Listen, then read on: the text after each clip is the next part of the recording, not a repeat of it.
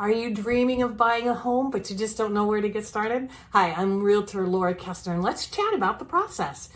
In 2003, I was walking in your shoes. I wanted to buy a home so bad, and I was afraid. I just didn't know where to get started. I was afraid that a realtor was going to put me in the most expensive house instead of the one that I could afford. And so I soon found out that, that's just not the case. I found an absolutely trustworthy realtor, and the process was just wonderful. What is the process? Step number one, find your realtor. How do you do that? Well, you can have a friend that you know that had a trusted realtor refer one to you. You certainly can go onto Google and research the Google reviews for realtors in your area. You could reach out to me. I'd love to help you. The first step really is sitting down. After you find your realtor, the next step is sitting down and doing a buyer consultation. The purpose of the consultation is so that you can understand what all the steps are of the buying process. There's a few of them. And we will help you understand upfront money that might be needed, the amount of money you'll need for closing costs, home inspections, things like that.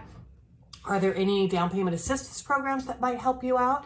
We can also connect you with a trusted lender if you don't already have one, because your next step is going to be to get yourself pre-qualified. And once you get that pre-qualification done, it's just providing a bunch of documents to a lender. It's really pretty simple. Once you get that done, then we can go out and we can start looking at homes for you.